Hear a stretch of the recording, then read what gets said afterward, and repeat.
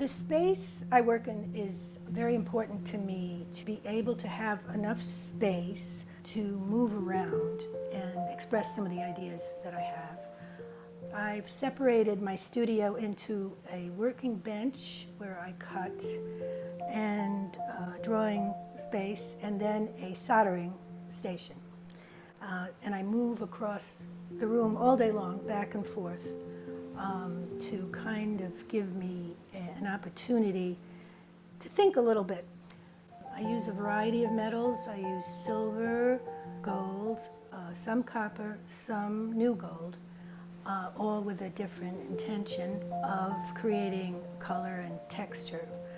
But my basic concern is the movement of metal. My background in dance and movement has influenced this in my work as I continue.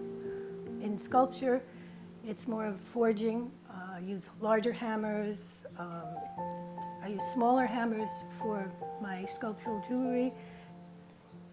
Often I'll start out with a natural form and then simplify the form. I feel like I dwell in the impossibility, as Emily Dickinson says. One idea leads to another. And if I have a day where there's flow like that, I have a great day.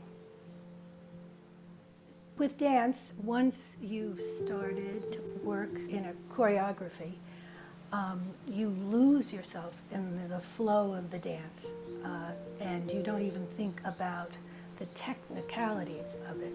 You just let the flow kind of take you. And with metal, it's the same way. You don't concern yourself, well, this is hard to do, or this isn't hard to do, or I'm not going to be able to do this, I will be able to do this.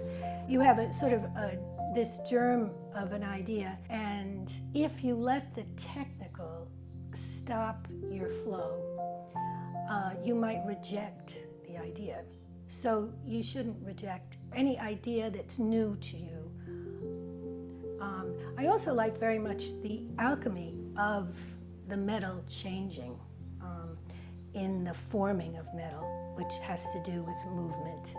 You know, I was able to take this flat piece of metal and make it into this wonderful form. I mean, it is wonderful to me. Anyway, I will take a flat piece of metal and make it into a form that I maybe have never seen before or even visualized before. And make a sort of a dance out of the metals. I did dance when I was younger. I did modern dance in New York. I studied art history, and then I came to New Mexico and needed a job, and I took various jobs. Then I decided I wanted to do a craft that I could do from here, and so I started out doing cloisonné enamel, which is very intricate and very time-consuming. But I decided I wanted to expand further than that. And so that was when I went to Oregon School of the Arts. And I completed a short course there, and it was a wonderful experience.